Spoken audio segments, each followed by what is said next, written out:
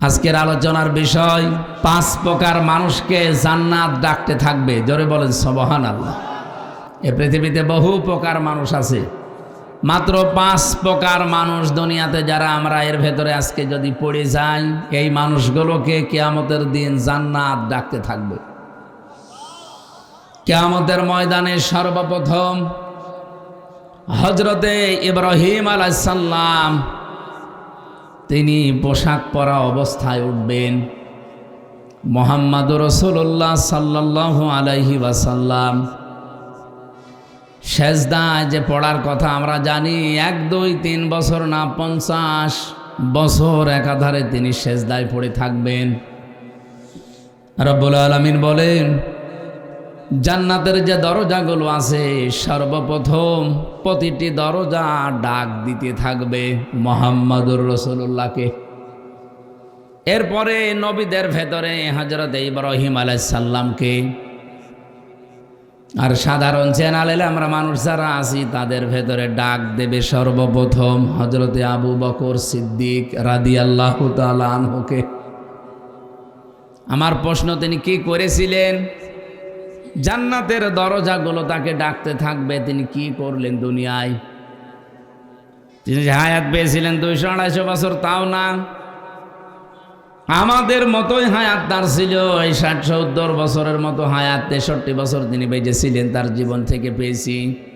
কি এমন কাজ করে গেলেন যে জান্নাত তাকে ডাকতে থাকবে? নবীজি মাঝে মাঝে বলতেন, তাম পৃথিবীর আকাশে যে তারকাগুলো কেউ দেখতে পাও, যদি গণনা শুরু করো হয়তো একদিন গুনতে গুনতে শেষ হয়ে যাবে। হযরতে ওমর জীবনে মুসলমান হওয়ার পরে যে নেকির কাজে আঞ্জাম দিয়েছে, ওমরের নেকি শেষ হবে না। এটা শোনার পরে হযরতে আয়েশা সিদ্দিকা রাদিয়াল্লাহু তাআলা আনহা, নবীজির স্ত্রী, হযরতে আবু বকরের মেয়ে,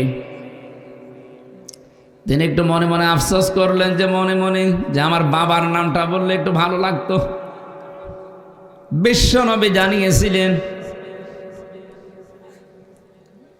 হযরতে আবু বকর আমাকে যে পাহারা দিয়েছিল হেরা গুহার গারের সুরের ভেতরে ১ রাত, এখানে একটা রাতে পাহারা দিয়ে যে সওয়াব সে কামাই করেছে, হযরতে ওমরের সারা জীবনের নেকি দিলে ওই ১ রাতের নেকির সমান হবে না। হযরতে আবু বকরকে কিয়ামতের দিন যত উম্মত আমরা দুনিয়াতে আছি নবী রাসূল বাদ দিয়ে, সব উম্মতের নেকি এক পাল্লায় দিলে আবু বকরের পাল্লা ভারী হয়ে যাবে। এত ফজিলতের কথা আছে আবু বকর সম্পর্কে। হযরতে আবু বকর সিদ্দিক জীবনে যেটা করেছেন তার অন্যতম এই, তিনি কোরআনে কারিমকে একত্রিত করেছিলেন। এই এক জায়গায় করার কারণে কিয়ামত পর্যন্ত যত মানুষ কোরআন পড়বে প্রত্যেকটি সওয়াব আমল নামায় হযরতে আবু বকরের অটোমেটিক চলে যাবে। এজন্য আমরা পড়ি যা পাই উনি এমনিতেই তাই পেয়ে যান। কিয়ামত পর্যন্ত যত মানুষ আমরা দুনিয়াতে আসব, যত নেকি কামাই করতে পারবো, আবু বকরের মতো নেকি হবে না। তাহলে আমরা এখান থেকে একটা শিক্ষা অলরেডি পেয়ে গেছি। জীবনে যেই কয়দিন আমরা বেঁচে আছি পৃথিবীতে কোরআন কেন্দ্রিক জীবন চালাতে চাই। এই কথা বলেন না কেন? আমরা কোরআন কেন্দ্রিক জীবন চালাতে চাই। আমি আজকে তাফসীরের ভেতরে আসার সময় দেখছিলাম, এই পৃথিবীতে যত কাতার আছে 2টা কাতার আল্লাহর কাছে সবচাইতে প্রিয় এবং তিনি ভালোবাসেন দেখলেই। 1 নম্বরের কাতারের নাম, যারা নামাজের কাতারে, নামাজ পড়ার জন্য যারা কাতার সোজা করে দাঁড়ায়, এই কাতারটা দেখলে আল্লাহ পাক খুশি হন এবং আনন্দ পান। 2 নম্বরের কাতারের নাম হচ্ছে ইন্নাল্লাহা ইউহিব্বুল্লাযীনা ইউকাতিলুনা ফি সাবিলিহি সাফফান কান্নাহুম বুনিয়ানুম মারসুস। অবশ্যই আমি আল্লাহ তাদেরকে বেশি ভালোবাসি, পছন্দ করি তাদেরকে যারা সীসা গলা প্রাচীরের মতো ঐক্যবদ্ধ হয়ে জমিনে দিন কায়েমের জন্য চেষ্টা চালায়। মেহেরপুরবাসী, আয়াতের মাঝখানে যে শব্দগুলো আছে প্রতিটি শব্দ এত গুরুত্বপূর্ণ। ইউহিব্বুল্লাযীনা ইউকাতিলুনা দেওয়ার পরে আল্লাহ যদি ফি সাবিলিহি না দিতেন এই আয়াত পড়তাম না। রব্বুল আলামিন বলেন, হ্যাঁ লড়াই সংগ্রাম করার জন্য কাতারবদ্ধ হয়, কিন্তু কাতার হওয়া লাগবে আল্লাহর রাহে দিন কায়েমের উদ্দেশ্যে। সীসা গলা প্রাচীরের মতো যারা ঐক্যবদ্ধ হয়ে কাতার দেয়। এ বাংলাদেশে বহু কাতার আমরা দেখতে পাই, সব কাতার আল্লাহর পছন্দনীয় ভালোবাসার। সব কাতার দেখলে আল্লাহ খুশি হন, আনন্দ পান তা না। এই দুইটা কাতার আল্লাহর কাছে সবচাইতে প্রিয়। একটা নামাজের জন্য যে কাতার দেওয়া হয়, 2 নম্বরে যে কাতার দিন কায়েমের জন্য মানুষ সোজা করে। এর ভেতরে ব্যাখ্যা আছে। 1 নম্বর কাতারের প্রতি আল্লাহ তখনই সন্তুষ্ট হন যখন কাতারের শিক্ষাটা মানুষ নেয়। আজ 206টা দেশ আছে পৃথিবীতে, 195টা দেশ জাতিসংঘের আন্ডারে, 57টা দেশ আমরা মুসলিম। আমার মাঝে মাঝে এখন মনে হয় ইরানের এই দৃশ্য দেখে, ইসরায়েলের অবস্থা দেখে, বিশ্বের এই 200 কোটির উপরে আমরা মুসলমান আছি, কিছু না করে যদি নামাজের কাতারের শিক্ষাটা নিতে পারতাম, আমার মনে হয় ইসরায়েল পৃথিবীর মানচিত্র থেকে বিলীন হয়ে যেত। এত কিছুর পরও এখনো পর্যন্ত 57টা মুসলমান দেশ যারা দায়িত্বে আছে এখনো কাতারের শিক্ষা নিতে পারে নাই। অথচ অন্তত এই 57 দেশেই নামাজের জন্য কাতার সোজা করা হয়। নামাজের কাতারের যে শিক্ষা, প্রথম শিক্ষা হচ্ছে আপনি কাতারে দাঁড়িয়ে কাঁধে কাঁধ মিলিয়ে পায়ের সাথে পা মিলিয়ে দাঁড়িয়েছেন, বাঁকা হলে গোনা হবে আপনার। এতগুলো কথা আমি ওই যে কাবা শরীফে উনি বারবার যান, আমি কয়েকবার গিয়ে এটা দেখেছি। কাবার ইমাম, মসজিদে নববীর ইমাম যতবার উনি নামাজে দাঁড়ান, প্রত্যেকবার নামাজ শুরু করার আগে অন্তত 3 বার এই কথাটা আরবিতে বলেন যে কাতার সোজা করো। আমি ওই সময় বুঝতাম না, কিন্তু এখন টের পাচ্ছি যে কাতার সোজা করার এত গুরুত্ব কেন দেওয়া হয়। এ পৃথিবীতে কাতার সোজা নেই, এই জন্য আজ আমরা বিশ্বে মুসলমানেরা মায়ের খাই 200 কোটির উপরে থাকার পরেও। এমনকি আমাদের এই বাংলাদেশেও 92% মুসলমান থাকার পরেও আমরা ভীত সন্তুষ্ট এবং মায়ের খাই কিছু, আমি নাম নিলাম না তাদের কাছে। কাতারের শিক্ষা যদি আমরা নিতে পারতাম, এত দল বেদলে আমরা আজকে বিভক্ত হতাম না। এই জন্য ওই কাতারটা আল্লাহর কাছে যেহেতু প্রিয়, নামাজের এই কাতার থেকে আমরা এই শিক্ষাটা পরিবারে, সমাজে এবং রাষ্ট্রে এবার নিয়ে যেতে চাই। যেহেতু নামাজের ভেতরে কাতার দেখলে আল্লাহ খুশি হন, তার ভালো লাগে। আমরা এই কাতারটা যদি আজ পরিবারে, সমাজে, রাষ্ট্রে নিয়ে যেতে পারতাম, আমাদের দেশের ওপরে আল্লাহ খুশি এবং রাজি হয়ে যেতেন। আজকে থেকে কাতারটা একটু নিয়ে যাওয়া যায় না বাইরে? আমার তো মাঝে মাঝে এখন চিন্তা হয়, কাতারের শিক্ষা যদি মসজিদ থেকে বের করে আজকে এই বাউট বাজারে এখানে আমরা নিয়ে যেতে পারি, এই বাউট বাজারে যতগুলো অবৈধ জিনিস আছে কালকেই বন্ধ হয়ে যাওয়ার কথা। আমরা দেখেছি বাউট বাজারে আপনি যান, 570 টাকা দেশি মুরগি ওরা কিনে নিয়ে আসে, সর্বোচ্চ 20 টাকার উপরে লাভ করা সরকারি নিয়ম নীতিতে নেই। তাহলে আপনি 590 টাকায় সর্বোচ্চ বিক্রি করতে পারবেন। কত? আপনি বাউট বাজারে যে দেখেন 570 থেকে 90 না 650 টাকা বিক্রি হচ্ছে। আমি সেদিন কুষ্টিয়াতে ম্যাজিস্ট্রেট নিয়ে রেট দিয়ে এটা দেখলাম। এটা যদি কেউ ধরা পড়ে তার 1 বছর জেল হবে, 1 লাখ টাকা জরিমানা হবে। নামাজে যেভাবে কাতার সোজা করেছিলেন আল্লাহর একটা বিধান মানার জন্যে, এখানে আল্লাহর একটা বিধান মানা হবে, সেটার নাম সেজদা। নাম কি? আর জোরে বলেন। সেজদার বিধান মানতে গিয়ে কত রকমের নিয়ম নীতি বানানো হয়। প্রতিদিন 5 ওয়াক্ত নামাজে আজান দেওয়া হয়, এর আলাদা মুয়াজ্জিন আছে, খতিব আছে, ইমাম আছে, খাদেম আছে। এই মসজিদটা পরিষ্কার করার জন্যে, রক্ষণাবেক্ষণের জন্যে এলাকার মানুষের দায়িত্বশীল আছে। প্রতি মাসে মাসে কমপক্ষে 30-40 হাজার টাকা খরচ হয় একটা মসজিদ, একেবারে নিম্ন যেটা গ্রাম অঞ্চলে সেইটাও, এতগুলো মানুষ চালাতে। এ শুধুমাত্র অনুষ্ঠান করার জন্যে এতগুলো মসজিদ তো দরকার না। এই অনুষ্ঠান থেকে আমাদেরকে শিক্ষা নেওয়া লাগবে। যদি সত্যি আমরা নিয়ে যেতে পারতাম, বাজারের এই অনিয়ম আমরা নামাজের কাতারের মানুষগুলো সোজা করে ফেলতাম। কিন্তু নামাজের কাতার পর্যন্ত শেষ, বাউট বাজারে পর্যন্ত যেতে পারবেন না। তো এ কাতার দেখে তো আল্লাহর ভালো লাগবে না, এ কাতার দেখে আল্লাহ খুশি হবে না। কারণ কাতারের যে প্রথম শিক্ষাটা, এটাই আমরা নিতে পারলাম না। একটা বিধান পালন করতে যদি এত তীরের মতো সোজা হওয়া লাগে, আল্লাহর এরকম বিধান এখনো পর্যন্ত আছে 499টা। কোরআনে আল্লাহ 500 বিধান দিয়েছেন, আপনি তো একটা বিধান পালন করার জন্য এত পাগল। এই 499টা বিধান আপনি পালন করবেন কবে? মেহেরপুরবাসী, গুরুত্বপূর্ণ বিষয়, খুব গুরুত্ব দিয়ে শুনবেন। নামাজের কাতার দেখলে যেহেতু আল্লাহ রাজি হয়ে যান, খুশি হন, আনন্দ পান, আমরা ওই কাতার এবার বাংলাদেশে তৈরি করতে চাই। এ কাতার ভেঙে দেওয়ার জন্য বহু ষড়যন্ত্র চলছে।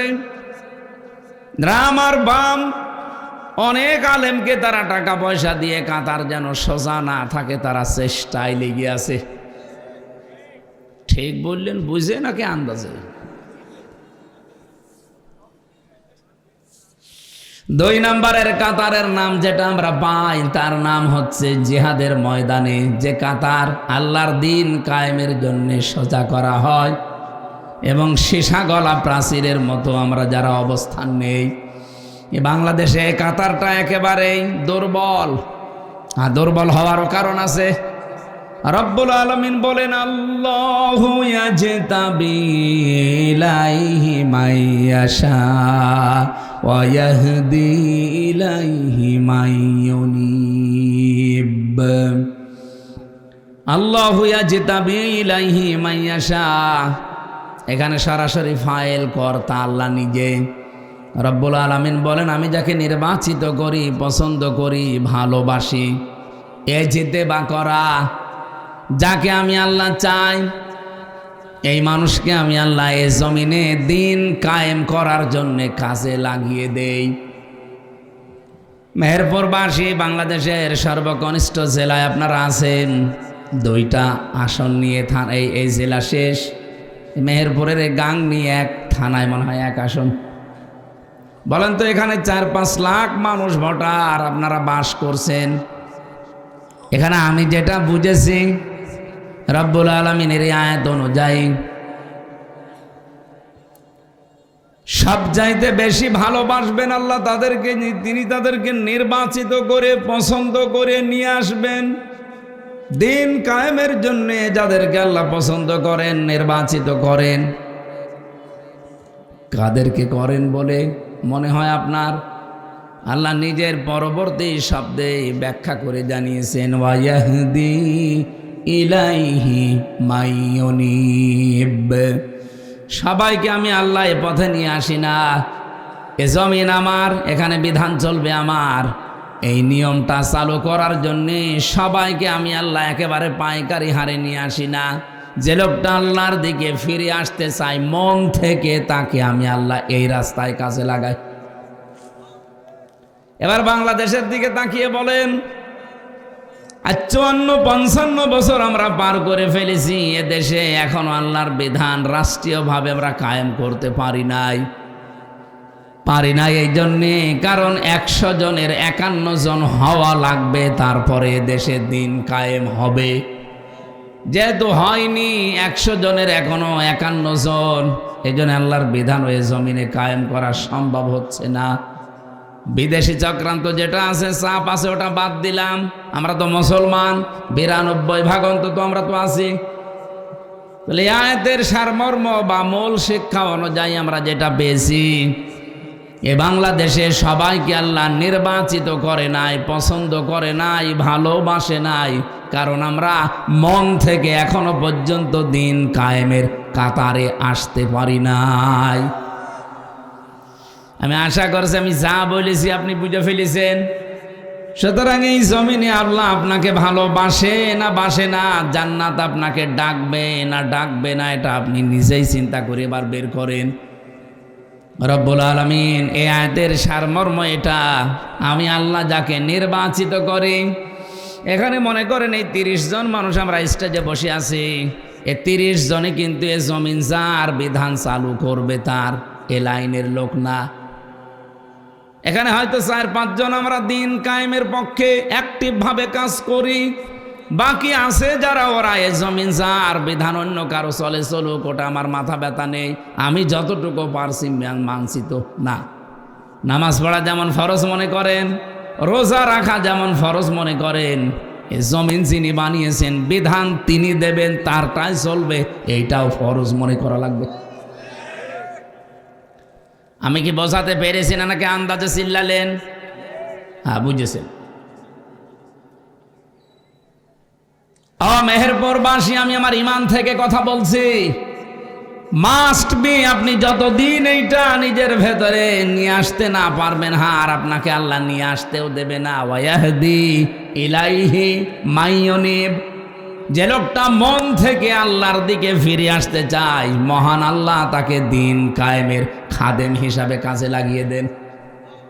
তো এই জমিনে তো দিন কায়েমের লোক খুব বেশি না, তাহলে তো ইসলাম কায়েম হয়ে যাওয়ার কথা 55 বছর আগেই। তার মানে আল্লাহর ভালোবাসা মহাব্বতের পাত্র আমরা এখনো পর্যন্ত তার নির্বাচিত হতে পারি নাই, তার বাসায়ের ভেতরে আসতে পারি নাই, তার ছাঁটাইয়ের ভেতরে আমরা অনেকে এখনো আছি। আল্লাহর প্রক্রিয়া হচ্ছে আল্লাহ কাউকে ছাঁটাই করেন, কাউকে বাছাই করেন। এখন আপনি কি আল্লাহর বাছাইয়ের ভেতরে নির্বাচিত মানুষদের ভেতরে আছেন, নাকি অনির্বাচিত হয়ে বসে আছেন?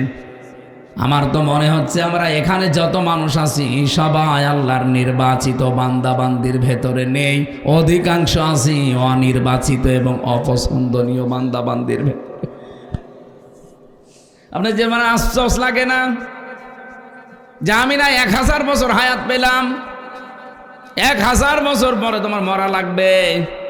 আমি সেই কয়দিনই হায়াত পেয়েছিলাম, এই হায়াতের ভেতরে আমার কয়দিন মন থেকে চেষ্টা ছিল যে জমিন যার এখানে বিধান আমি চালাতে চাই, তার কয়দিন ছিল আপনার মনে? সাহাবায়ে কেরাম যা অমর হয়ে আছেন, ওনারা কি বেশি দিন হায়াত পেয়ে অমর হয়েছেন? ওনারা 200 বছর 500 বছর বেঁচে ছিলেন তা না, আমাদের মতো এই 50, 60, 70 বছর বাঁচতেন। কিন্তু এখন ওই 1500 বছর পরে তাদের নাম শুনলে রাদিয়াল্লাহু তাআলা আনহু আনহা বলা লাগে, এমনি খেলা করার জন্য না, তারা মন থেকে দিন কায়েমের জন্য আল্লাহর দিকে ফিরে এসেছিলেন। আমি সহ আপনারা সবাই যেন উদ্বুদ্ধ হতে পারি, সবাই বলেন আমিন। ও মেহেরপুরবাসী, পাশের জেলায় বাড়ি, এই জন্য অনেক মায়া নিয়ে কথা বলছি আপনাদেরকে। ফিরে আসেন। আপনি বেঁচে থাকা অবস্থায় যদি আল্লাহর দিন কায়েমের চেষ্টা না করেন, তো আপনি বেঁচে থাকা আর কুকুর বেঁচে থাকা সমান। এটা একটু বেশি হয়ে গেল না? বেশি হয়নি, এটাই ঠিক আছে। আমি 1000 বছর হায়াত পেয়ে বেঁচে থেকে খাবার খেয়ে সন্তানাদি জন্ম দিয়ে বিশাল এলাকার মালিক হয়ে 1000 বছরে ক্ষমতার চেয়ারে থেকে করব কি? আমাকে তো আল্লাহ একটা উদ্দেশ্য নিয়ে জমিনে পাঠিয়েছিলেন। সে উদ্দেশ্যটাই এইটা যে জমিন আমার, এখানে বিধান চালাতে হবে আমার। আমি এখন এটা পারি নাই। 54 বছর চলছে মানুষের নিয়ম নীতি, আমিও শান্তিতে নেই, আমার এলাকাও শান্তিতে নেই। আফগানিস্তানে ছিলাম, আমি দেখেছি এখানে যে মানুষগুলো আল্লাহর বিধানটা কায়েম করে মনে হচ্ছে যে তারা জান্নাতের ভেতরে আছে। আপনি মেহেরপুরের ইসলামী ব্যাংক থেকে 20 লাখ টাকা নিয়ে এই বাউট পর্যন্ত খালি হাতে আসতে পারবেন? আসতে বলেন। আসতে হয়তো পারবেন, মনের ভেতরে কত রকমের চিন্তা আসবে আপনার। কোন জায়গায় হয়তো ছিনতাইকারী আছে, ডাকাত আছে, এমনকি পথের ভেতরে যদি ধরে টাকা দিতে না চান মেরেও ফেলতে পারে। নাকি বেশি বলে ফেললাম? আমি নিজের চোখে দেখা আফগানিস্তানে আল্লাহর বান্দা 20 লক্ষ মনে করেন বাংলাদেশের টাকা এরকম পলিথিনের ভেতরে নিয়েছে। 3 কিলোমিটার দূরে তার বাড়ি, ব্যাংক থেকে। লোকটা গাড়ি পায়নি, এজন্য হেঁটে যাচ্ছে, টাকা তুলে মনে হচ্ছে বাজার নিয়ে যাচ্ছে সব টাকা। মনের ভেতরে তার কোনো চিন্তা নেই, কোনো ভয় নেই, একটাই মাত্র ভয় আছে যে আমার আল্লাহ দেখতেছে। বলেন সুবহানাল্লাহ। আমরা এইটা চাই ভাই। আমাদের 56,000 বর্গ মাইল যেদিন এরকম হবে তখন আমাদেরও অভাব থাকবে না। তেলের জন্য কেন হাহাকার করা লাগবে? এ দেশের তো সম্পদের অভাব নেই। ডক্টর ইউনূস বিদায় নেওয়ার সময় 6 মাসের খাদ্য এবং এ দেশ চালানোর জন্য যে সরঞ্জাম লাগে উনি রেখে গেলেন। কি এমন হয়ে গেল 1.5 মাসের ভেতরে হাহাকার লেগে গেল? দায়িত্বে যারা আছেন খুব ভালো করে এটা যেহেতু রেকর্ড হচ্ছে, আর কালকে সংসদ আরম্ভ হচ্ছে, আমার ফলোর আসতেও পারে, কথা বলবো ঠিক এই ধাঁচেই। আশা করব আমরা আগামীর বাংলাদেশে যেন গজব হয়ে না দাঁড়ায়। এই 1628 জন মানুষ আমরা দায়িত্বে আছি এই দেশের। এখন আমি এই ছোট্ট মাথা দিয়ে চিন্তা করে দেখেছি, এই 1628 জন মানুষ যদি সত্যি আমরা হজরতে ওমরের মতো মন তৈরি করতে পারি, হজরতে আবু বকরের মতো মন তৈরি করতে পারি, আল্লাহর কসম এই বাংলাদেশ বিশ্বের বুকে 5 বছর লাগবে না, 2 বছরে দাঁড়িয়ে যাবে। হজরত আবু বকরের সন্তান আব্দুল্লাহ উনি এসে বলছিলেন, মা আমি পায়েস খেতে চাই। সিদ্দিক আকবর তার স্ত্রী স্বামীকে এসে বললেন, স্বামী তুমি তো দেশের দায়িত্বে আছো, প্রধানমন্ত্রী, এখন ছেলে পায়েস খেতে চায় কিন্তু ঘরে সেই পরিমাণ আটা বা চাউল নেই। এক কাজ করো, এ মাস তো শেষ হতে এখনো কয়দিন বাকি আছে, বাইতুল মালে দিনই দায়িত্বে আছে, খাজানসি তারে বলো যে আগামী মাসের বেতন যেন দিয়ে দেয়। এ বেতনটা পেলে হয়তো ওই টাকা দিয়ে আমি এখনই রান্না করে দিতে পারতাম। উনি বললেন ঠিক আছে আমি দেখি, চেষ্টা করে। অর্থমন্ত্রী বলা হয়, বাইতুল মালে যিনি দায়িত্বে আছে ডাক দিয়ে বললেন, আমারে আগামী মাসের অগ্রিম বেতন দিয়ে দেন। বাইতুল মালে যিনি আছেন উনি ডাক দিয়ে বলে, খলিফাতুল মুসলিমিন আপনি আগামী মাস 1 মাস বেঁচে থাকবেন সেই গ্যারান্টি আপনারে কে দিয়েছে? আগামী 1টা মাস আপনাকে জনগণ ক্ষমতার চেয়ারে রাখবে, এ গ্যারান্টি আপনারে কে দিল? আপনি তো আজ আছেন কাল নেই, আর মরণ আপনার এখন, এই যে কথা বলেন এখনই চলে আসতে পারে। আপনি কার ওপরে ভরসা করে 1 মাসের অগ্রিম বেতন চান? অর্থমন্ত্রীর কথা শোনার পরে বলছে আমার দরকার নেই। বাড়িতে গেলেন, স্ত্রীকে বললেন না হবে না, যে অবস্থা কথা শুনে আসলাম আমার দ্বারা সম্ভব না, এই আমাকে জানিয়েছে বাইতুল মাল থেকে। স্ত্রী যেহেতু বিচক্ষণ ছিলেন, বুদ্ধিমতী ছিলেন, ডাক দিয়ে বললেন, স্বামী ঠিক আছে আপনার কিছু করা লাগবে না। 7 দিন পরে মাস শেষ, বেতন পেলেন, রাষ্ট্রের পক্ষ থেকে যে ভাতা দেওয়া হয় এ টাকাটা পেলেন। আমার যেমন ভাতা প্রতি মাসে মাসে 55,000 টাকা আমার সংসার চালানোর জন্য সরকার দেয়। এখনো চালু হয়নি, মনে হয় 1 তারিখ থেকে চালু হবে। তো বলেন তো, ওনারে টাকা দেওয়ার পরে স্ত্রী যেহেতু 1 মাস এই টাকা দিয়ে সংসার চালাবে, প্রতিদিন যে খরচটা হয় ওই খরচের পরে 1 মুষ্টি করে চাউল তুলে তুলে রাখে। 15 দিন তুলতে তুলতে প্রায় 2 কেজি হয়ে গেছে। এই চাউলটা পাশের বাড়িতে বিক্রি করে ওই টাকা দিয়ে পায়েস বানিয়ে সন্তানকে দিয়েছি, আর স্বামীকে বলে আসেন। উনি খাবার খাওয়ার পরে মিষ্টি মুখ করবে, এটা খাবার সময় বলছে স্ত্রী, আমি তো এই পরিমাণে টাকা অন্তত তোমার হাতে দেইনি, পায়েস পেলি কোথায়? স্ত্রী বলে, স্বামী আমার, আমি কোনো জায়গা থেকে অবৈধভাবে নিয়ে আসি নাই, আপনার দেওয়া টাকা থেকে আমি জমিয়ে জমিয়ে 2 কেজি মতো চাল বাঁচিয়েছি, এটা পাশের বাড়িতে বিক্রি করে সেই টাকা দিয়ে পায়েস বানানো, আপনি খান। আমার মনে হয় এর চাইতে আল্লাহর বন্ধু, আল্লাহর ওলি আর তো বলার অপেক্ষা রাখে না। স্বামী তো খুশি হয়ে যাওয়ার কথা যে কি বউ পেয়েছি আমি। খাবারটা সামনের দিকে ঠেলে দিলেন স্ত্রী, রাখো এটা। চলে গেলেন এক দৌড় দিয়ে বাইতুল মালে। খাজানসিকে ডাক দিয়ে বললেন, দেখেন আমার প্রতি মাসে আপনি 12,000 টাকা মনে করেন বেতন দেন, আগামী মাস থেকে 500 টাকা করে কম দেবেন। 11,500 টাকা দিলে আমার সংসার চলবে। কারণ আমি আজকে 1 মাস চিন্তা করে দেখলাম যে আমার 11,500 টাকা হলেও সংসার চলে, বাকি 500 টাকা থাকলে আমার মনে হয় রাষ্ট্রের জনগণের কাছে লাগবে। আমি এ কথাটা শুধু সুবহানাল্লাহ আলহামদুলিল্লাহ বলার জন্য বলি নাই, বাস্তব অভিজ্ঞতা। আমার কুষ্টিয়া জেলার সাবেক ডিসি জনাব ইকবাল হোসেন, আমি তার সাথে মিশে এই যে কিছুদিন তার সাথে নির্বাচিত হওয়ার পর থেকে আমি দেখলাম এই লোকটা আসলে হযরতে ওমরকে অনুসরণ, আবু বকরকে অনুসরণ করে চলতেন।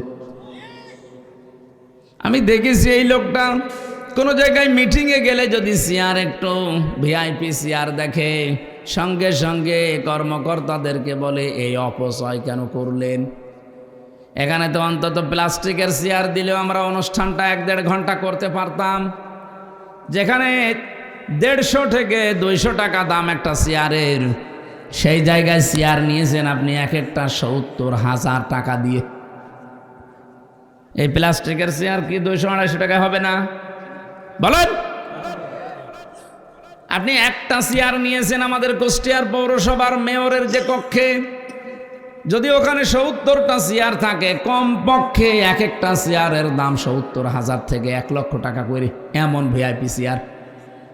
মানে আমার সাথে ওই দিন মিটিংয়ে বলছিল, মাওলানা এই কাজটা না করে যদি এই জায়গায় অন্তত চেয়ারগুলো নরমাল দিয়ে এই প্রতি চেয়ার থেকে টাকা বাঁচিয়ে জনগণের পেছনে খরচ করা যেত, দেশটা আরো আগে দাঁড়িয়ে যেত।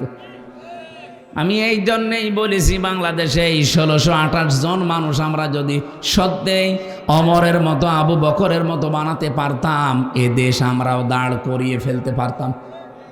আমরা তো এমনি টার্গেট নিয়ে গিয়ে যাচ্ছিলাম না, এই সমস্ত কারণে। তারপরেও দেখতে পাচ্ছি বিরোধী দলের আমরা 77 জন যা হাতে নিয়েছি, যা করছি, সরকারি দলের লোকজনও এইটা করতে গিয়ে এখন ওদের মনের ভেতরে আমাদের ওপরে রাগ, নিজেও খায় না, খাইতেও দেয় না। কারণ আমরা বলেছি সরকারি কোনো ট্যাক্স ফ্রি গাড়ি আমরা নেব না, কোনো প্লট নেব না, ফ্ল্যাট নেব না, সরকারি যে সুবিধা ওটা আমার দরকার নেই। ওরা চিন্তা করছে বিরোধী দলে থেকে যদি না নেয়, তো আমরা সরকারি দলে থেকে নিলে আমরা জবাব দেব কি। ওরাও ঘোষণা দিয়েছে আমরা নেব না।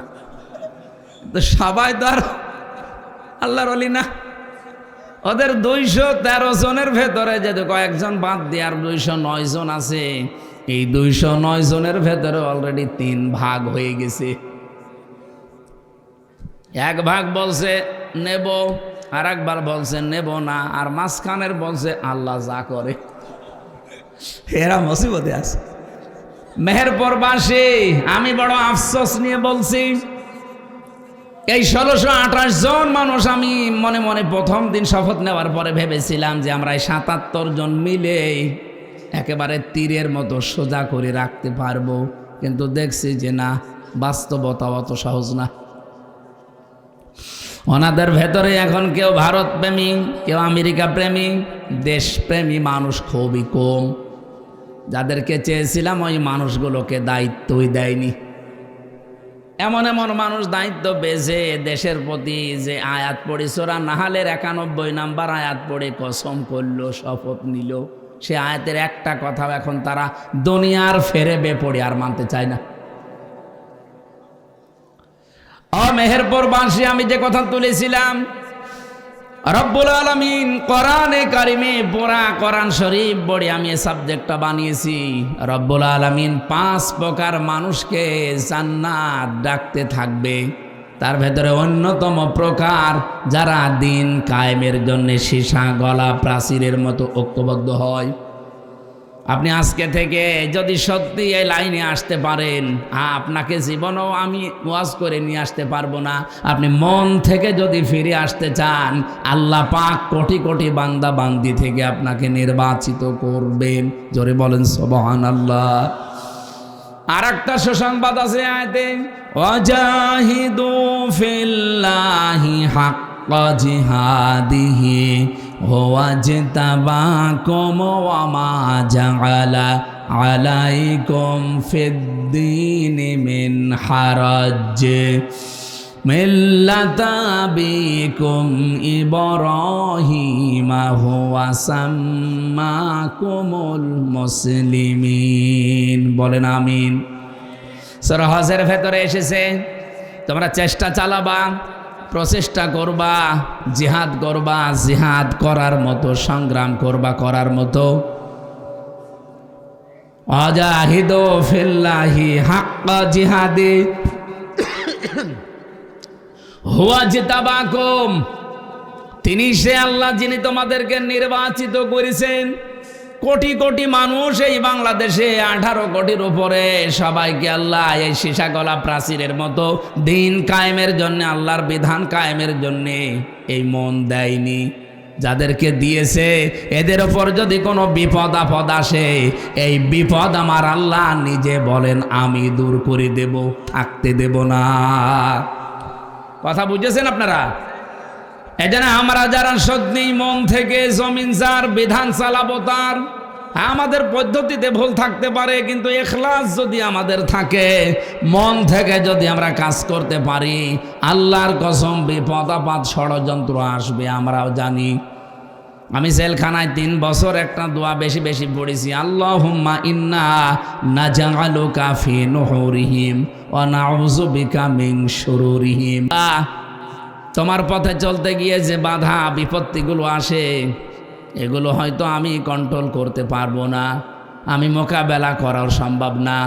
এই যত ষড়যন্ত্র আছে, যত দুর্বিসন্ধি হচ্ছে, সব কিছুর মোকাবেলায় আল্লাহ তোমাকে আমি রাখলাম। জোরে বলেন আমিন। আজ আমাদের এই ছোট্ট বাংলাদেশ নিয়ে যে ষড়যন্ত্র চলছে, এর মোকাবেলায় আমরা কাকে রাখবো বলেন তো? কারণ আমাদের তো সেই ক্ষমতা, সেই শক্তি এখনো হয়ে ওঠেনি, কারণ শয়তানের দলে লোক বেশি থাকে। সবচাইতে বড় বিষয়, আমাদের প্রতিবেশী নামে যারা কলঙ্ক, এটা রেকর্ড হচ্ছে, আমি জানি তারা আমাকে শত্রু ভাববে, ভাবুক। এই পৃথিবীতে যত দেশ আমি ঘুরলাম, প্রত্যেকটা দেশের পাশে মুসলমান দেশ কম বেশি পেলাম, এমনকি খ্রিস্টান দেশ, বৌদ্ধ দেশ, তারাও যদি থাকে তারা বন্ধুত্বের মতো আচরণ করে।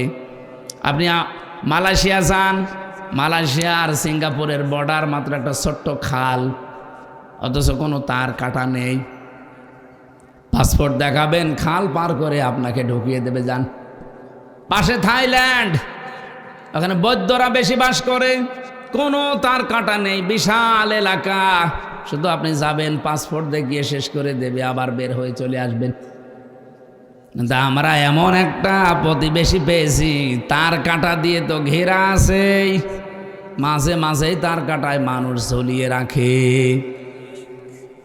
এ দেশটা না দাঁড়ানোর পেছনে কারণই আমাদের এই প্রতিবেশীরা। এই যে মুক্তিযোদ্ধারা জাকার, এই যে দ্বন্দ্ব লাগিয়ে রেখেছে 55 বছরে দাদা বাবুরা, আমরা যেন মাজা খাড়া করে দাঁড়াতে না পারি। এর ভেতর প্রায় 8টা পয়েন্ট আছে। ওরা আমাদেরকে এই 55 বছর এটা ভুলতে দেয়নি। এরা জাকার মুক্তিযোদ্ধা, আমার মনে হয় এখানে আমরা যারা আছি 100 জনের খুব বেশি হলেও 10 জন পাওয়া যাবে ওই জামানার, বাকি আমরা তো সবই এই জামানার। তাই আমাদের কাছে ওই পুরাতন গল্প বলে এখন আমাদের ভেতরে ডিভাইডেড করে আপনি কি হাসিল করতে চান? পরবর্তী প্রজন্মের ভেতরে এই বিষ বাষ্প যারা ভেতরে ঢুকিয়ে জাতিকে বিভক্ত করে ফায়দা লুটতে চান, তারা দেশেরও শত্রু, মানবতারও শত্রু। কিছু কিছু মানুষকে ওরা এমনিতে এগুলো দিয়ে চালায়, আমি নাম নিলাম না, তাদের নাম নিতেও ঘৃণা করে। তাও একটা বলে ফেলি, আম তারেক। একটা টাটকা নির্ভেজাল শয়তান। মুক্তিযোদ্ধা বলেন, 71 সাল বলেন, ও দেখেনি, আমিও দেখিনি, আমিও ইতিহাস পড়া, ও ইতিহাস পড়েছে, ওর এত এত চুলকানি কোত্থেকে আসে। আমার তো মনে হয় মাঝে মাঝে ওর মাথা থেকে পা পর্যন্ত শুধু বিসমিল্লাহ বলে পিটানো দরকার।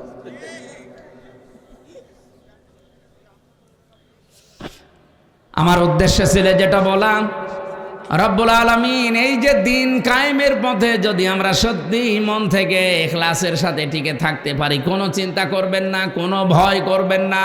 যত বিপদ আপদে আসবে, যত ষড়যন্ত্র আসবে, কোনো বিপদ আল্লাহ স্থায়ী হতে দেবে না, এগুলো সব দূর করে দেবে কে? এই ভরসা আল্লাহর উপরে আমাদের নেই। আরো জোরে বলেন, আছে কিনা? যে 5 প্রকার মানুষকে এই পৃথিবীতে জান্নাত ডাকতে থাকে, তার 1 নম্বরে যেহেতু এরা, আপনি আছেন কিনা এবার ভাবেন। আর আপনি থাকবেন না এ কারণে, কারণ আপনি মন থেকে এখনো আল্লাহর দিকে ফিরে আসেননি। 2 নম্বরে আজকের তেলাওয়াতকৃত আয়াতের ভেতরে আছে, ইন্নাল্লাযীনা ইয়াতলুনা কিতাবাল্লাহ, নিশ্চয় যারা তেলাওয়াত করে আল্লাহর কিতাব। কার কিতাব? আরো জোরে বলেন। এই আয়াতের ব্যাখ্যায় একটা হাদিস পেয়েছি, এদিকে তাকান, নাকি শেষ করে দেব? নবীজি বলেন, মান ক্বারাআল কুরআনা ফাস্তাযহারাহু ফাহাল্লা হালালাহু ওয়া হাররামা হারামাহু আদখালাহুল্লাহুল জান্নাহ ওয়া শাফাআহু ফি আশারাতিন মিন আহলি বাইতিহি কুল্লুহুম ক্বাদ ওয়াজাবাত লাহুন নার। তিরমিজি শরীফের হাদিস। আল্লাহর নবী বলেন, যে ব্যক্তি কোরআন শরীফ পড়ে, আরে কোরআনে কারিম পড়ার পর এর হালাল বিষয়গুলো হালাল জানার পরে মেনে নেয়, হারাম বিষয়গুলো হারাম জানার পরে ছেড়ে দেয়। বলতে যত সহজ মনে হইল আমার কাছে, শুনতে যত সহজ মনে হচ্ছে আপনার কাছে, বলেন তো এটা মেনে চলা অত সহজ? আরো জোরে বলেন। শব্দের দিকে খেয়াল করে পড়েছেন, কোনদিন হাদিসটা শুনেছেন? মান ক্বারাআল কুরআনা, যে ব্যক্তি কোরআন পড়ে। এখানে আমার মনে হয় 100 জনের কমপক্ষে 70 জন মানুষ কোরআন শরীফ এদিকে ওদিকে পড়তে পারবেন। কথা বলছেন না কেন? ফাহাল্লা হালালাহু ওয়া হাররামা হারামাহু, এর হালালকে হালাল জানার পরে যারা মেনে নেয়। আমরা তো হালাল জিনিস কতগুলো জানি, এরপরও আমরা মানতে পারি না, এরকম পরিবেশ বাংলাদেশে নেই। আমি তো বাউট বাজারের উদাহরণটা দিলাম। আপনি হালাল কিছু জানার পরও মানতে পারবেন না, সিন্ডিকেট করে এমনভাবে রেখে দিয়েছে আপনি না খেয়ে মুরগি। কোন দোকানে যাবেন, সবগুলো দোকানদারেরা সিন্ডিকেট করে রেখে দিয়েছে। এদের উপরে যারা আছে তাদেরও সিন্ডিকেট আছে, এদের উপরে যারা আছে তাদেরও সিন্ডিকেট আছে। আমি কি বেশি বললাম না? ঠিক আছে। তার মানে এ দেশে আমি হালালকে হালাল জানার পরও আজ মানতে পারছি না। প্রত্যেকটা দিক আর বিভাগের সিস্টেম বাংলাদেশে এইটাই। মেহেরপুর জেলার ডিসি, এসপি, টিওনো, এখানকার যিনি ওসি আছে, এই মানুষগুলো যদি চিন্তা করে যে আমি ভালো হয়ে থাকতে চাই, আমি জীবনেও 2 নাম্বারে করব না, চেষ্টা করলেও তারা পারছে না, কারণ এমন এমন সিস্টেম বানানো আছে উপরে। এই মেহেরপুর জেলার ডিসি হয়ে আসতে হলে তারে কমপক্ষে 20 কোটি টাকা দিয়ে আসা লাগে। এসপি হয়ে আসতে হলে তারে 50 লাখ টাকা দিয়ে আসা লাগে। টিনো হয়ে আসতে হলে তারে কমপক্ষে 20 লাখ টাকা দিয়ে আসা লাগে। ওসি হয়ে আসতে হলে 20 লাখের কমে সে আসতে পারে না গাংনী থানায়। এখন জোরে তারে আমি এভাবে ধরে কোরআন শরীফের আয়াত পড়ি, ফু দেই আর দোয়া করি যে ঘুষ খাবেন না। ও আমারে বলবে, মাওলানা এই চেয়ারটা পাওয়ার জন্য আমার বাবার 50 লাখ টাকা দেওয়া লেগেছে, ওই টাকা আগে দেন। এই কথা বলছে না কেন? আমি তারা কি জবাব দেব বলেন তো? এখন এই টাকাগুলো যিনি উপরে দিল, এ দোষ তো আর ওনার না, উনি তো ভালো হওয়ার চেষ্টাই করবেন। ওনার বেতন মনে করেন 55,000 টাকা, এই টাকা দিয়েই সে চলার মতো সিস্টেম করবে, কিন্তু ওই টাকা তুলতে হলে তাকে বাম হাতের ইনকাম করা লাগবে। কুষ্টিয়াতে আমি মাদকে হাত দিয়েছিলাম, এটা আবার ছেড়ে দিয়েন না যে হুজুর মদ খায়। মানে মাদক বন্ধ করার জন্য একটা তালিকা করলাম, 27 জনের নাম পেলাম যে এরা সরাসরি জড়িত, এদের দ্বারা এলাকা সব খারাপ হয়ে যাচ্ছে। প্রশাসনকে বললাম যে এই তালিকা একেবারে নির্ভরযোগ্য, আপনারা আরও খোঁজ খবর নেন, ভালো করে খোঁজ খবর নিয়ে আপনারা দেখবেন যদি সত্যি এগুলো অপরাধী হয়ে থাকে আপনারা আইনের আওতায় নিয়ে আসেন। ও আল্লাহ, পরে শুনি ওখান থেকে বাবাজিরা মাল খায়। এখন দোষ তো শুধু বাবাজিদের না, আমারে কয়েকজন বলেই ফেললো, এমপি সাহেব করব কি, এমনিতেই নেই না, কারণ এই চেয়ারটা পেতে আমার 20 লাখ টাকা খরচ করে এখানে আসা লেগেছে। আমার যে সরকার বেতন দেবে আমি তো হয়তো এখানে 1-1.5 বছর 2 বছর থাকতে পারবো, তো শুধুমাত্র ওই 32,000 40,000-এর বেতন দিয়ে তো এত টাকা জীবনে উঠবে না, এই জন্যই এদিক ওদিক করা লাগে। বলেন সুবহানাল্লাহ, নাউজুবিল্লাহ বললেন কেন?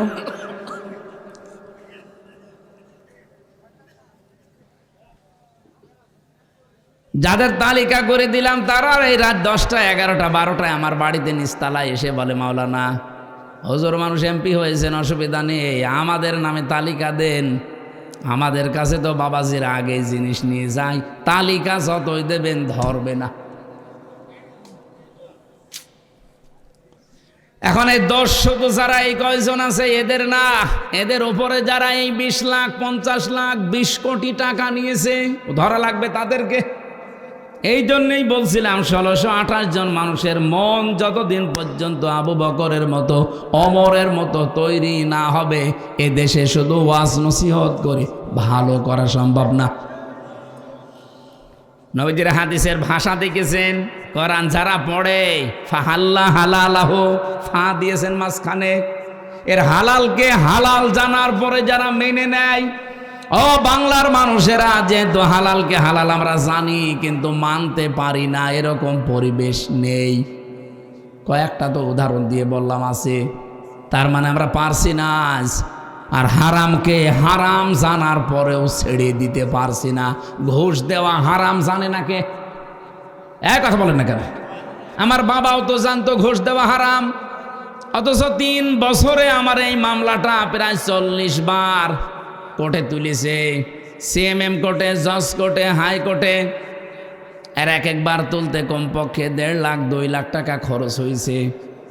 আমার বাবা জানার পরেও দেওয়া লেগেছে, কারণ উপায় নেই, যদি না দিয়ে অভাবে রেখে দেয় আমি কিয়ামত পর্যন্ত জেলেই থাকবো।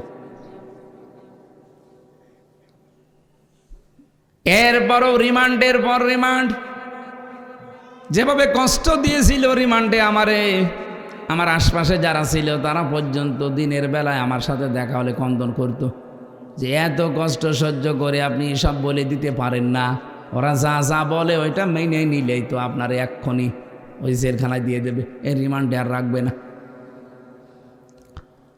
ওই কথাগুলো বলার জন্য আমি এখানে তুলি নাই, তুলেছি যে আমার বাবা এই যে প্রতিবার রিমান্ডে ওদেরকে বলতো যে মারধর করবেন না, জুলুম অত্যাচার করবেন না, আপনারা যা চান আমি দেব।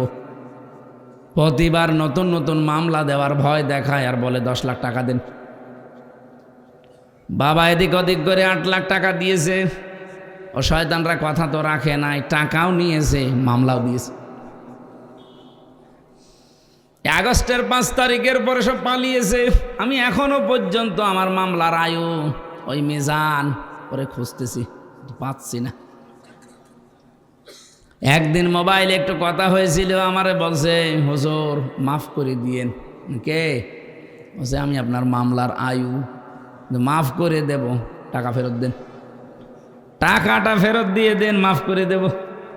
টাকা ফেরত দেবেন না মাফ চান মানে? শুধু আমার কাছ থেকে নেননি, আকিস গ্রুপে চাকরি করতাম সেখানেও 32 লাখ নিয়েছে। এটা বৈধ গাড়ি তারা দিয়েছিল চলার জন্য, গাড়িটা আটক করে এমনভাবে পেঁচিয়ে মামলা দিয়েছে। গাড়ির দাম 1,25 লাখ, 1 কোটি টাকা লেগেছে গাড়ি শুধু ছাড়াতে। কি জুলুম করেছিল বলেন তো? এই যে আমরা জানা শোনার পরও তো বাধ্য হয়েছি এগুলো দিতে, নাই তো আমাদের জীবন একেবারে শেষ করে দেবে। এই হাদিসটার বর্ণমানী ছিল আপনি কোরআন পড়েন, হালালকে হালাল জানার পরে মেনে নেন, হারামকে হারাম জানার পরে ছেড়ে দেন। যেহেতু আমরা একটাও মানতে পারছি না, হাদিসের 3টা পয়েন্ট চলে গেল। ফাহাল্লা হালালাহু ওয়া হাররামা হারামাহু আদখালাহুল্লাহুল জান্নাহ। নবীজি বলেন আল্লাহ তাকে যেন জান্নাতে দিয়ে দিয়েছে। সুবহানাল্লাহ বলতে পারেন না? আল্লাহ তাকে জান্নাতে দেবে এ কথা এখানে নেই। আদখলা ইদখিলু এটা বর্তমান, ভবিষ্যৎ তার না না এটা মাঝি মাঝি অতীতের শব্দ। আদখলা ইদখিলু এটা অতীতের শব্দ। নবীজি বলেন যদি সত্যি কোনো এলাকায় কোনো দেশে কোরআন মানুষেরা পড়ে আর এর হালালকে হালাল জেনে মানতে পারে, হারামকে হারাম জানার পরে ছেড়ে দিতে পারে, এমন পরিবেশ আল্লাহ তৈরি করে দেবে, মনে হবে যেন ওটা জান্নাত হয়ে গেছে। আদখালাহুল্লাহুল জান্নাহ, আল্লাহ তাকে জান্নাতে প্রবেশ করিয়ে দিয়েছে। মানুষ তো মারা গেলে জান্নাতে যাবে, অথচ এই হাদিসের বাণী কি আদখালাহুল্লাহুল জান্নাহ, সে যেন জান্নাতে চলে গেছে। সুবহানাল্লাহ বলতে পারেন না? আমরা তো মরার আগে এরকম একটা জান্নাত চাচ্ছিলাম, কিন্তু হয়নি, আমাদের কপালে হয়তো নেই, আর আমাদের চেষ্টা ওইভাবে হয়নি। আল্লাহ যেন আগামীর পৃথিবীকে এরকম একটা জান্নাত বানিয়ে দেন, বলেন আমিন। নবীজি বলেন এতটুকুই শেষ করিনি, সত্যি যারা এইভাবে কিতাবকে পড়তে পারবে, ওয়াকামুস সালাতা, আর দুনিয়াতে যারা বেঁচে থাকতে নামাজকে কায়েম করার চেষ্টা চালাবে। মেহেরপুরবাসী আমরা অনেকে আছি এখানে শুধু নামাজ পড়েই শেষ করে দেই, কিন্তু নামাজ তো শুধু পড়ার জন্য আল্লাহ দেয়নি, শুধু এক জায়গায় দিয়েছেন যে নামাজ পড়ো। এই পৃথিবীতে নামাজকে দাঁড় করাতে হবে, রাষ্ট্রীয়ভাবে, সামাজিকভাবে, পারিবারিকভাবে, ব্যক্তিগতভাবে নামাজ যেন দাঁড়িয়ে যায়। আজ বাংলাদেশে যে হইচইগুলো চলছে বিভিন্ন জায়গায় যে নিয়োগ দেওয়ার জন্যে, যদি মুসলমানের এই দেশে এই নিয়মটা আমরা করে দিতে পারতাম রাষ্ট্রীয়ভাবে, যে নামাজ কায়েম যারা করবে তারাই বিভিন্ন জায়গায় চাকরিতে পদায়ন হবে, আমার মনে হয় বেনামাজি মানুষকে কেউ ঝাড়ু দাঁড়ু নিত না। রাষ্ট্রীয়ভাবে নামাজের কায়েমের সিস্টেম হয়ে গেলে এই দেশে বেনামাজির জন্য ওয়াজও করা লাগতো না। এজন্য আমরা সর্বাত্মক চেষ্টা চালাচ্ছি। যে তোমরা 77 জন মনে হয় পারবো না, কারণ একটা বিল পাস হতে হলে 151 জন লাগবে। বাকি যারা আছে ওরা যদি একটু সাই না দেয় তো আমরা শুধু চিল্লা পাল্লা করেও কিছু হবে না। দোয়া করছি এই অবস্থায় আল্লাহ যেন ওই মানুষগুলোর মনও অন্তত এই দেশে ইসলামের পক্ষে কাজ করার মতো তৈরি করে দেন, বলেন আমিন। বলেন তো নামাজ যদি কায়েম হয়ে যায় সবার ভালো না খারাপ? তখন এই নামাজের জন্য ওয়াজ দেওয়া লাগবে, আপনি বাধ্য হবেন। আর নামাজের সিস্টেম চালু হয়ে গেলে তখন চুরি, এই যে অশ্লীলতা, বেহায়াপনা, পরিবারে যাওয়া শান্তি, পরকীয়া প্রেম, এটা বন্ধ হবে। আজ হাজারো পরিবারে, আমি তো প্রতিদিন, কালকেও একটা বিচার করলাম, লোকটার 2টা বউ, বড় বউকে একটু বেশি দেখাশোনা করে, ছোটটারে নিয়ে ঝামেলায় আছে। ওর মনের ভেতরে প্রশ্ন কি, জিজ্ঞাসা করলাম কি সমস্যা কি, উনি আমারে বলছে এই যে কোরআনের যে নিয়ম নীতি আছে, ইনি একজন আলেম মানুষ, এটা মানে না, ওনারে ভালো করে বুঝিয়ে দেন। ও আল্লাহ, ভালো করে কোরআন হাদিস পড়ে হাত ধরে বুঝিয়ে দিলাম, কানে পড়ে বাড়ি নিয়ে গেল। বউ যাওয়ার পরে শুনলাম বউকে পিটিয়ে আজমারা করিস। শেষে বউ আবার 999 কল দিয়েছে, দিয়ে পুলিশ ডেকে হুজুরকে ধরিয়ে দিয়েছে। এটা হতো না যদি নামাজ সত্যি আমরা কায়েম করতে পারতাম এই দেশে। নামাজের শিক্ষাগুলো তখন আমাদের সামনে আসতো। মেহেরপুরবাসী বহু পরিবারে আমরা দেখতে পাচ্ছি পরকীয়া প্রেমের কারণে স্বামী আর স্ত্রী 2টা সংসার, বাচ্চাগুলো জাহান্নামের মাঝখানে পড়ে থাকে। একটা রোগ, এই রোগের একটা ঔষধ আছে। যারা এখানে আছেন যে বিয়ের পরে 1-1.5 মাস, 2 মাস, 5 মাস নিজের বউ ভালো লাগে, এরপরে 2 বছর 3 বছর পরে আর নিজের বউ ভালো লাগে না, অন্যের বউ দেখলেই কেমন যেন ভালো লাগে, এরকম মানুষ নেই? নিজের বউ প্রথম প্রথম ভালো লাগতো, এই 2-2.5 বছর 5 বছর পরে আর নিজেরটা ভালো লাগছে না, অন্যেরটা দেখলেই কেমন যেন ভালো লাগে। এরকম আছেন কারা? হাত তোলেন তো। নেই, এখানে নেই।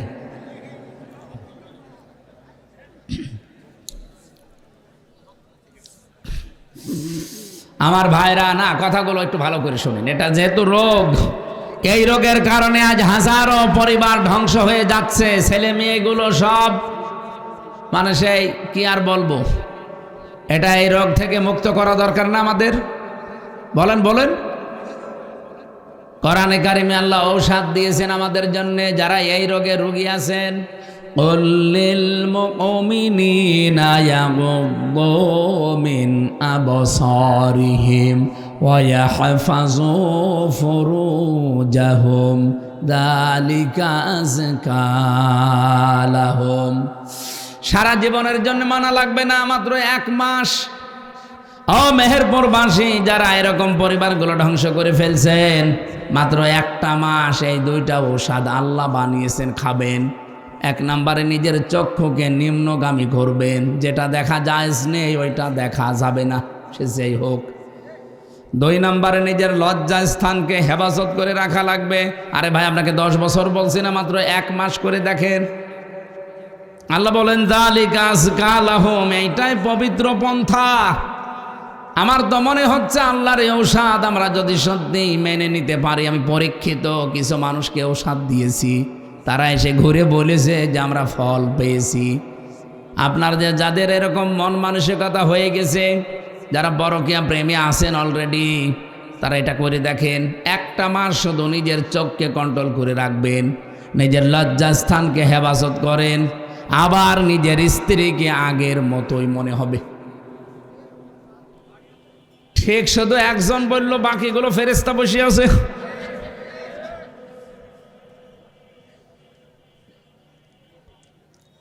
নামাজ আমাদের দেশে কায়েম থাকলে এই পারিবারিক জীবনের যে অবক্ষয়, এটা বন্ধ হয়ে যেত, আমরা বন্ধ করতে পারতাম।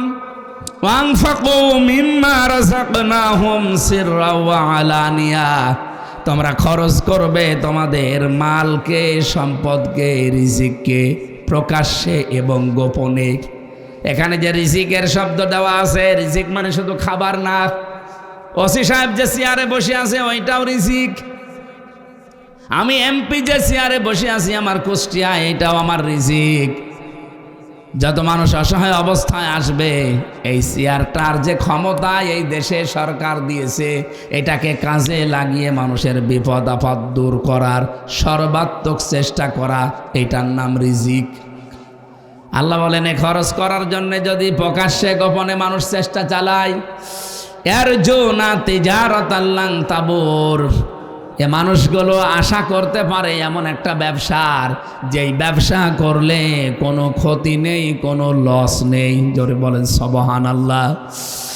3 নম্বরে পেয়েছি এই পৃথিবীতে ন্যায় বিচার যারা কায়েম করতে পারে, এই মানুষগুলোকে জান্নাত কিয়ামতের দিন ডাকতে থাকবে। 4 নম্বরে পেয়েছি যারা যৌবনে আল্লাহর ইবাদত বন্দেগী করে, এই মানুষগুলোকে কিয়ামতে জান্নাত ডাকতে থাকবে। 5 নম্বরে দুনিয়ার জীবনে যারা অন্যের উপরে দোষ না দিয়ে নিজের উপরে দোষ চাপিয়ে নেয়, তাদেরকে ডাকতে থাকবে। সারা বাংলাদেশে এই গোনাটা এত বেশি, মেহেরপুরেও আছে। নিজে অন্যায় করে, আর এই অন্যায়টা একটা নিরপরাধ মানুষের ওপরে, নিরপরাধ দলের ওপরে, নিরপরাধ গোষ্ঠীর ওপরে চাপিয়ে তাদেরকে কালার করে দেয়, এমন মানুষ নেই? আরো জোরে বলেন। এটা মেয়েদের ভেতরে একটু বেশি। এটা আর একটা কয়েকটা অর্থ আছে, তোহমত বলে, বহতান বলে, এই যে চকলখড়ি বলে, এর কথা ওর কাছে লাগানো, ওর কথা ওর কাছে লাগিয়ে সম্পর্ক নষ্ট করে দেয়। এটা এত মারাত্মক অপরাধ আল্লাহর কাছে। যে এলাকায়, যেই দেশে এই অপরাধটা ব্যাপক আকার ধারণ করে, আল্লাহ পাক বলেন, আমি আস্তে আস্তে ওখান থেকে আমার রহমতের দরজা বন্ধ করে দেই। সুতরাং আপনাদের উচিত, আমি যেহেতু হেদায়েতমূলক কথা বলছি, এবার এই গণাটা যারা করছেন, এই চকলখড়ি করা, তালাতালি করা, এটা বন্ধ করেন, নয়তো এলাকায় বসবাসের অযোগ্য হয়ে আমরা কিন্তু পড়ব। মুসা আলাইহিস সালামের জামানায় একবার বৃষ্টি বন্ধ ছিল অনেক দিন। চাটিয়াল ময়দানে সবাইকে নিয়ে দোয়া করলেন, আল্লাহ বৃষ্টি দাও। 3 বার দোয়া করার পরে বৃষ্টি হয় না। মুসা নবী তো রাগী নবী, রেগে গেছে। ডাক দিয়ে বলে, রব্বুল আলামিন, এগুলো নয় আমার উম্মত, আমার মায়া লাগে, কিন্তু তোমার তো বান্দা, তোমার মায়া লাগে না। আল্লাহ বলেন, মায়া লাগে কিন্তু বৃষ্টি দেব না। উনি বলছেন না, দেওয়া লাগবে। আল্লাহ বলছেন, দিতে পারি, কিন্তু তুমি যাদের নিয়ে মোনাজাত করছিলে এর ভেতরে একজন নামিমা, তালাতালি করা মহিলা আছে।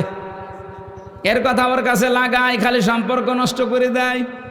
এই মহিলাকে নিয়ে যদি দোয়া করো তুমি, নবীর দোয়াও কবুল হবে না। মুসা নবী বলছে, আল্লাহ তুমি শুধু নাম বলো, দেখো কি করি। ওরে ঘাট ধরে বের করে দেয়। আল্লাহ বলছেন, না, আমি নিজেই নাম ধরতে কথা বলে পছন্দ করি না, আর এখন আমি নাম ধরলে তুমি সবার ভেতরে অপমান করবা। উনি বলছে, আল্লাহ আমি তো আর আলিমম বিজাতি সদুর না, যে মানুষের মনের খবর জানি। তা আমি জানবো কি করে যে অন্যায়টা ও করছে?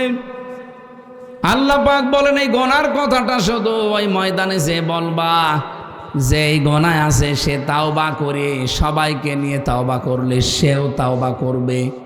উনি চাটিয়াল ময়দানে গেলেন, বললেন, আমার উম্মতেরা দোয়া 100 বার করলেও কবুল হবে না।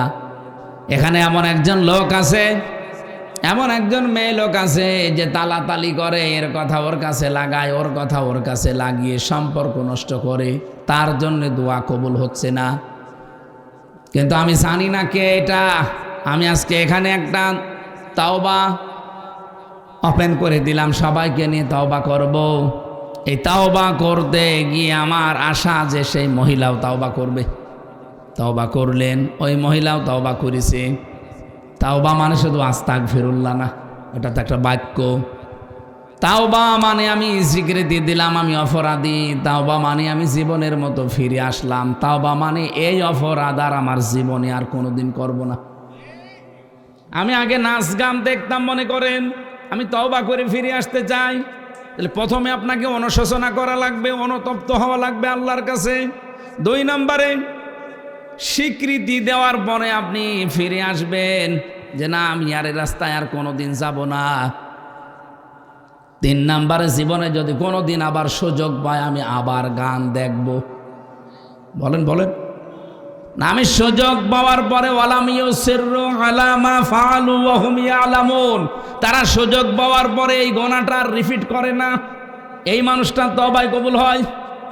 সুতরাং এই পৃথিবীতে আমরা যারা তওবা করতে চাই, ওই মহিলার মতো যদি তওবা করতে পারি যে আমি অনুশোচনা করছি, অনুতপ্ত হচ্ছি, আল্লাহ আমি স্বীকৃতি দিলাম আমি এই গুনাহটা আর করব না, জীবনে সুযোগ পেলেও কোনোদিন আমি আর এরকম অবস্থায় যাব না।